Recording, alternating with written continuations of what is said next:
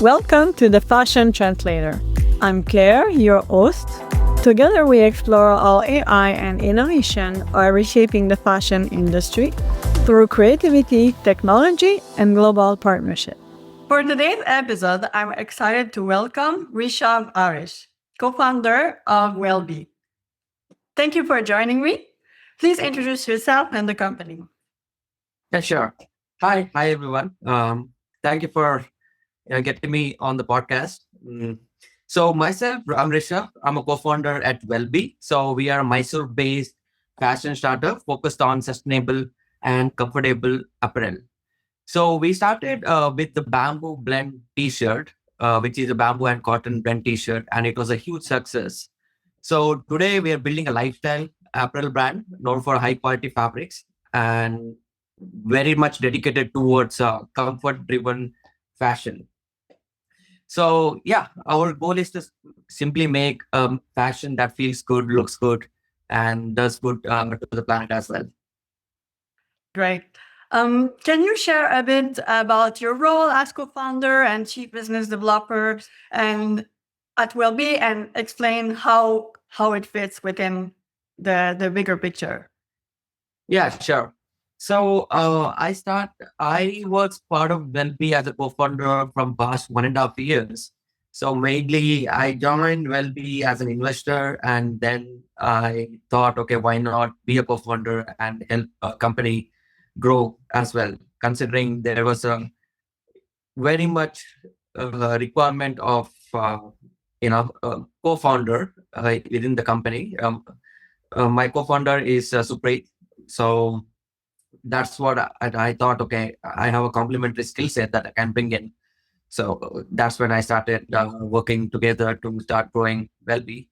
Yeah, I mean, I pretty much oversee, operations. So getting our system or internal operation ready for scalability aspect of it, that can be utilizing the software technology to help streamline the process and, you know, the reduce uh, reduce human intervention within the company. So yeah, I've been working pretty much. You have to, as a co-founder, you have to wear a lot of hats.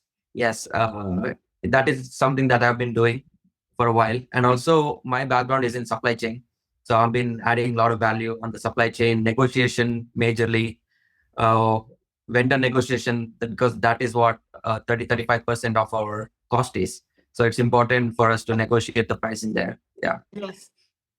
Okay, amazing. And you mentioned that one of the main material of WellBe is bamboo. So Yeah. what would you say are what are like shift or trends that you see in the fashion industry regarding the bamboo fiber and the sustainability as a more broader topic? Yeah. So basically, bamboo is something that's my co-founder got to know about this bamboo fabrics when he touched it for a first time. It felt like, okay, it's a game changer product that we have to introduce. Because when we started the company, we were into 100% cotton handlooms, and then we moved to machine made cotton shirts. So it is completely woven. We weren't doing any knitwear products. Mhm. So when we came to know about this fabric, that's when we realized this is a untapped market, especially in India. So that is our target market was. So not many, there was literally no brand that was specifically dedicated to bamboo fabric. So that's when it hit us. Okay, why don't we just start working on this fabric and make people aware that there is something new fabric in the industry, which was developed actually probably more than 10-15 years ago. But Yes. India has never seen the bamboo fabric, um, and not many people know about it. Even myself, we didn't know. I didn't know about the BAM fabric, 2 years ago. So this is something that we are changing as a brand in India. That we are introducing new um, product categories. Recently, we introduced polos, which requires a whole different knit style, uh, and full sleeve. So because when they started t-shirt, that was it started selling like a hot cake. So that's when we realized, okay, we need to introduce much more diverse categories. Okay, that's yeah, that is something that we are doing, and it has been a great journey. And majorly in the marketing side, we are very much focused on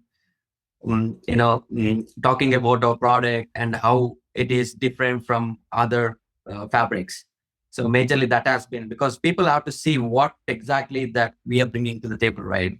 Okay, are we just a brand selling the same cotton t-shirt or polyester uh, from so they want to see the difference.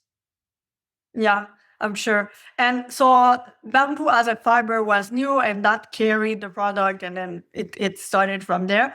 What are Yeah. the like how receptive are they to the sustainability side? Is that also something that comes into play? Can you tell me more a bit about that side?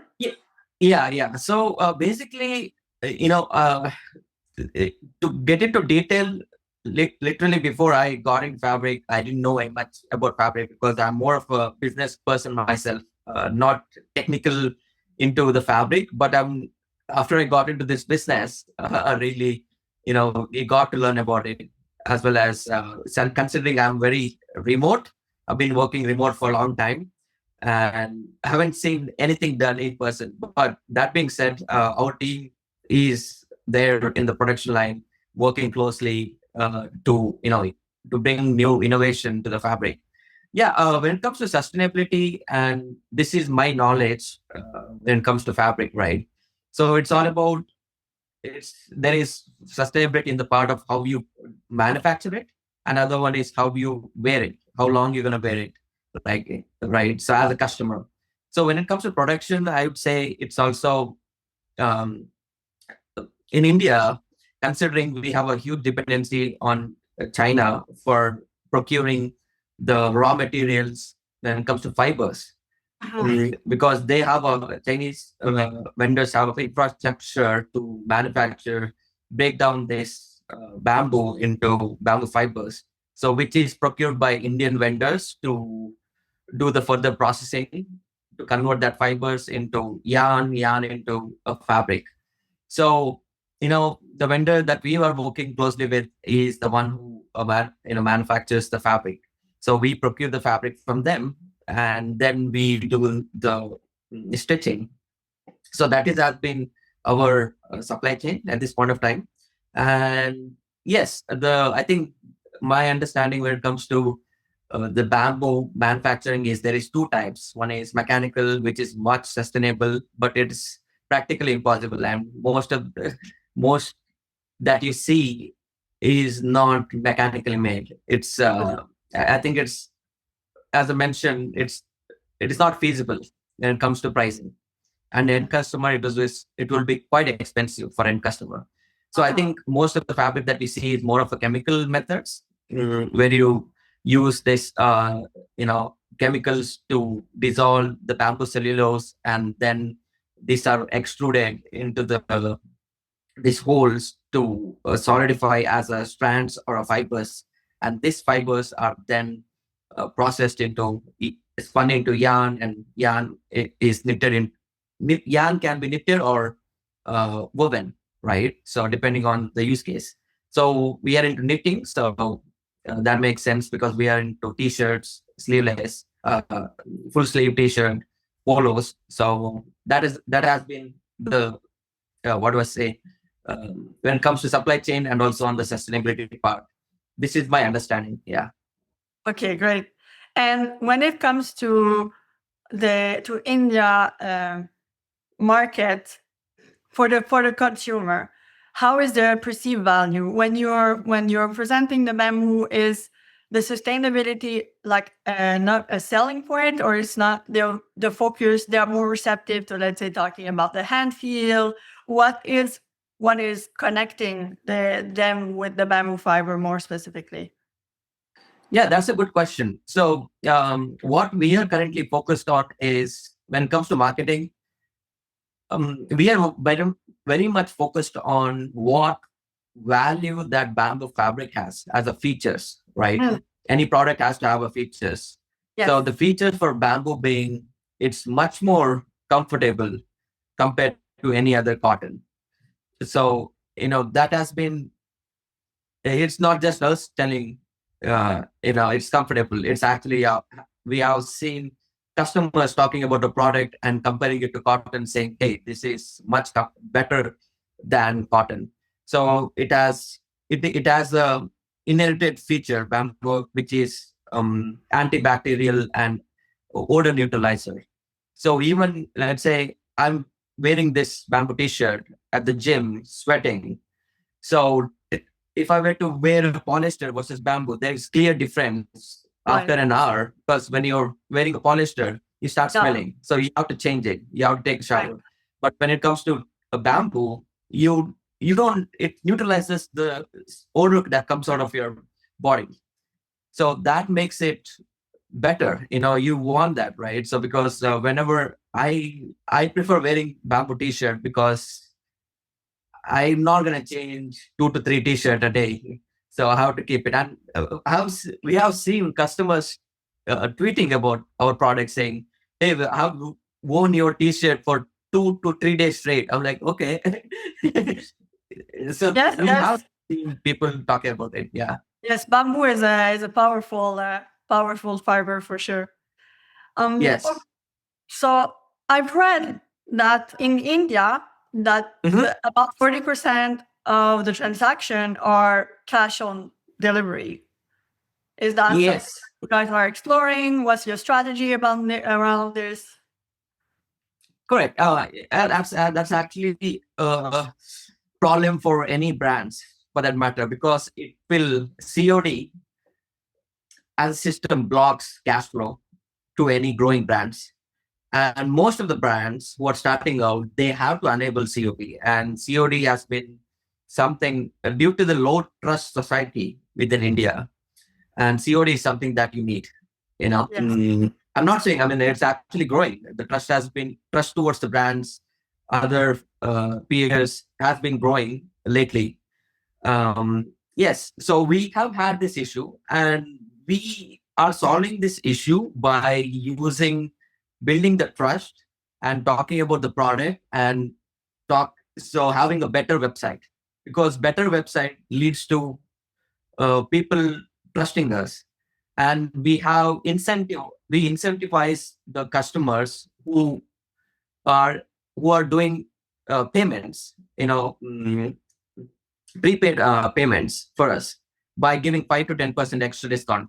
So which will have, for us, that has been great, because our COD is less than 8% for us.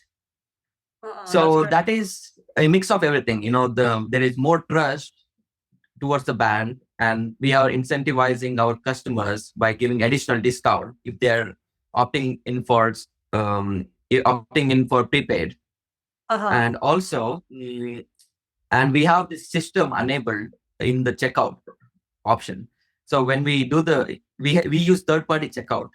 So those checkout companies have a features where you can incentivize or cancel any orders placed by high threat customers who tend to not take the delivery after we shipping. So that is a loss for the customers. I mean, it's a loss for a brand.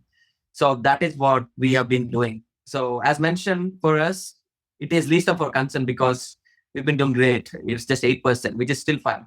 And we also, within that 8%, we ask them to pay 10% of the money as a prepaid, not 100%, 10% of the prepaid, so that they don't fake or give a fake orders. That's a great strategy. So only 8% are COD. Then the balance goes strictly through the website. Yeah, 8% is COD and rest is within, we get the, it's all prepaid. People use card or UPI to pay us. And the Razor Pay is our, um, uh, is a partner, the payment partner. So we get the money in 2 days, within 2 days. So when we started out, yes, 30%, 40% used to be the standard, but we changed that and introduced many features, as mentioned, incentives and third-party checkout, and yeah, high threat, flagging the high threat customers, and this has, and also partial paid COD. This is called what I mentioned, which is that if they opt in for COD, they have to pay 10% of the total amount that they are doing the transaction, so that they don't uh, give a fake orders. That's what I was talking about. Yeah.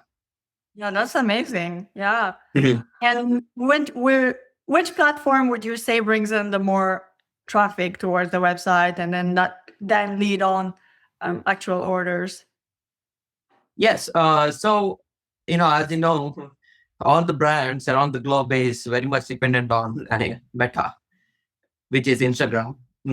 So for us, around 80%, 80 to 90% comes from Instagram. It's a no-brainer. I mean, Instagram, we are so much dependent on Instagram. Yes, I mean, in the US, TikTok, in India, TikTok has been banned for almost 4 5 years now. So that is not a channel anymore. And you can consider Google used to be our channel. A lot of people uh, come through Google as well, but it is very less percentage. Yeah. So we run Meta ads Okay. to bring that traffic that will lead to orders. And we as the founders, we are very active on Twitter, and that is what actually changed the trajectory for our brand. Really? If I were to be honest, yes. Okay. So we we were trying to be active there, and we weren't getting traction, and we weren't doing good as a brand when we were just doing shirts. But when I started being active on Twitter, and things changed, things changed. People started supporting us, and that's when the trajectory of our brand just went from, it was a, that's when it was a hockey stick growth we saw after we went viral on Twitter. Yeah. Okay, so through Twitter engagement that really gave traction. And then, oh, that's very interesting. Yeah. Yeah. Yeah, really nice. In fact, we run a lot of ads with the screenshot of Twitter, and that has we've been running it for 6 7 months, and it is giving a good conversion for us. Yeah. Great, great. So we talked about the Meta ads, then Twitter engagement, and so under your leadership, WellBi has tripled in revenue and expanded its team. So if we're looking into the future, which metrics would you be more focused on improving? Could it be revenue, or like where is your vision?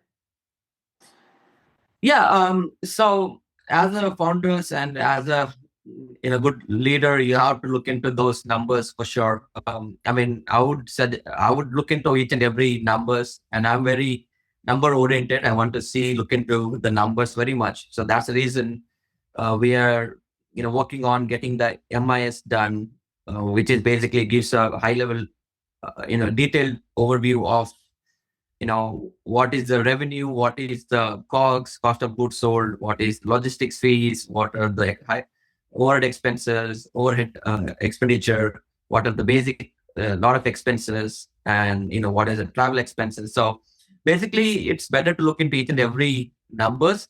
Yes, the goal for the future as a startup is something we are looking at. Revenue is very critical, but growing sustainably is what matters. Especially at the bootstrap, as we just raised friends and family and people from Twitter, uh, we raised money from these people, right? So we haven't gotten any institutional fund yet. So being frugal is very much important as a startup, and we also look into the bottom line as well, not just top line, which is having a EBITDA positive is very much important. Yeah. At least 5 to 10%. Mm, yeah. So being profitable is equally important as growing as you grow. Yes. Yes, that's very true. And obviously, you can reduce the costs because as volume increases, you can negotiate with vendors to reduce the cost. And logistic cost will decrease. And as the branding improves, your customer acquisition cost will keep decreasing. Yeah. Okay, that's great. How about expansion? Is there maybe expansion outside of India in the future? In fact, yes, we were actually discussing this we did discuss this topic like 6 months ago, but we didn't continue doing it. And now we are again back to it to discuss this further. Okay, how we can expand into a US market, but the US, considering the tariffs thing going, with the volatility when it comes to tariffs, I think we have to wait for next 2 to 3 months, for the changes. But as of now, that's something that we have already started considering to expanding into US or Dubai. I think Dubai market is something, UAE market is pretty good. Yes. That's a good opportunity there. And when it comes to logistics, it's quite close to India, whereas US is opposite. Right. It's quite far. The logistics is high and tariffs, all these kind of things, right? So yes, we would consider expanding into other countries soon. But India has high opportunity, and it's time to grow. So we don't, at the same time, we don't want to distract ourselves by looking at different countries, right? So every country has its different market itself. It's running a startup within that country. So yeah, that's something we also have to look into. Yes, I'm sure that even just within India, there's a lot of growth opportunity to expand on the product, on the assortment, on the reach the audience, and yeah. Mhm. For sure, yeah. Okay, I think we covered quite a lot. Rishabh, thank you so much for your Mhm. expertise and for your perspective. I'm sure there's a bright future ahead for WellBi. So thank you so much for joining us. Thanks so much.